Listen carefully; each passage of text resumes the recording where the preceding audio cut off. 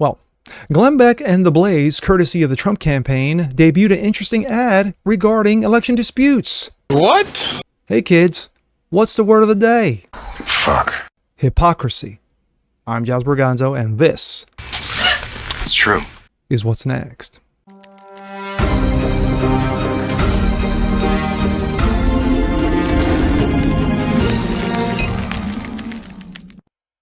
What's up, guys? Jazz Borganzo, what's next? Your daily dose?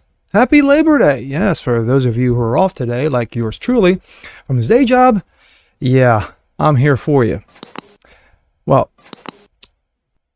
going about the boob tube, checking out a few things, and something interesting came along my way, and that was The Blaze with Glenn Beck.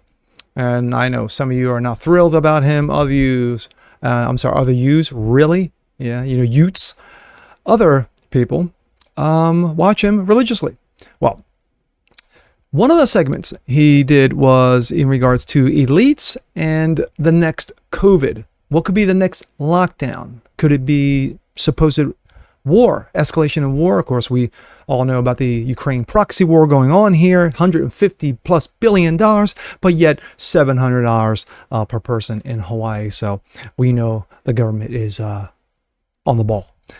But regarding this, I saw the ad, and it was an ad from the Trump campaign, and of course debuted on Glenn Beck's show. And it's very, very interesting. It's an interesting timeline over hypocrisy. Funny how they call Trump illegitimate when others in the past, oh no, that's illegitimate. No, that's what I call hypocrisy. Let's play it. 2000 election, where Democrats claimed it was Gore, not Bush, who won, and that the Republicans and their Supreme Court stole the election. The media proclaimed Gore the winner. A court took away a presidency. If Al Gore won that election, I think he won it anyway. No doubt in my mind that Al Gore was elected president. Speaking to a Democratic group in Chicago Tuesday, he made it clear he thinks Al Gore was the winner. By the time it was over, our candidate had won the popular vote, and the only way they could win the election was to stop the voting in Florida. Democrat members of Congress discrepancies. also refused to participate in the official certification of the election. I rise to object to the fraudulent 25 Florida electoral votes. I must object because you'll notice a pattern.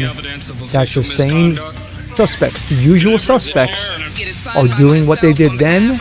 They're doing it Trump now. And the millions of Americans who have been disenfranchised by Florida's inaccurate vote count. In 2004, yes, God forbid we actually use voter ID. I almost said caller ID. Wow. Democrats claimed the election was stolen. We cannot declare that the election of November 2nd, 2004 was free and clear and transparent and real. There must be independent testing of the voting machines used in Ohio. There were independent testing of voting machines, including large percentages of rejections of provisional balloting, problems with voting machines. I'm not confident that the election in Ohio was fairly decided.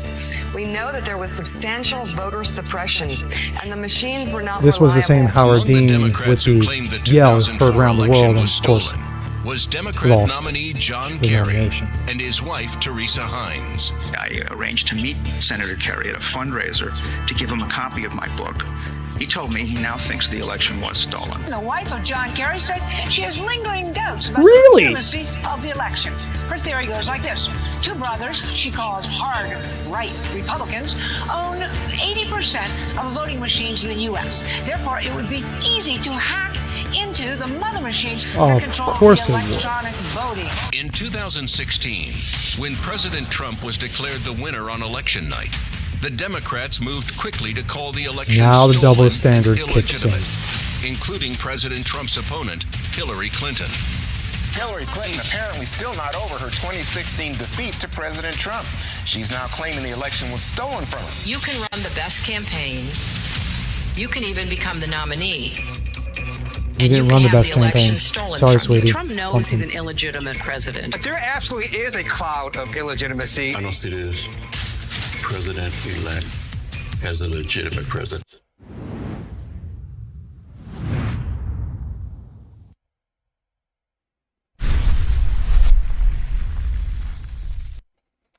My thoughts. Oh my, the double standards runneth over. The overflow. Like I said during the video, you notice the usual suspects. The same clowns who were saying that we were robbed. Gore, we were robbed. Kerry, are now going after Donald Trump because Donald Trump said, I was robbed. But funny how social media was in its infancy during the Bush-Gore race. Who are you going to cancel? Who were you going to cancel? You weren't going to cancel anyone unless you change your channel. That's it. Because what did you have back then? You had Fox News, and that's all you had. And yes, you had some smaller content creators on YouTube at the time, and of course, YouTube looked at it as like, oh, they're insignificant, so we're just going to let them pass. And then here comes 2004. So now you got some social media, Facebook, Instagram, Twitter was in its infancy, and yet no one got canceled. No Democrat was asked to forfeit their job. No one was fired. And then comes the 2016 election. And then here we got Donald Trump versus Hillary Clinton. Hillary Clinton, a revenge tour of her own because she felt that she got robbed by Barack Obama in 2008. So, yeah, of course she couldn't go after Barack now because, Barack wasn't running anymore. We all know that the Obama administration, Obama officials, spied on Trump. We all know that. That's a fact. What gets me is that now, when those of us who are saying, well, there's discrepancies. There's 4 o'clock ballot dumping. How the votes were counted. Electronic voting machines. You mention any of these things, you were canceled. You were shadow banned. You were throttled. You were thrown off social media. Alex Jones, anyone? But now, of course, it's all out in the wash. We know there were serious discrepancies that went on in the 2020 election. We know there was issues with ballot harvesting. We know there was issues with ballot dumping, 4 o'clock in the morning. We know there were issues with the voting machines. And we saw all that play out in real time. But funny, how the same people who were saying that the Democrats got robbed, the same Democrats who said they got robbed in 2002 and 2004 are saying the same thing now, except this time they're saying, my guy won legitimately. Look at all the transparency. And when Trump said, no, there's issues, it's all about how you went about it.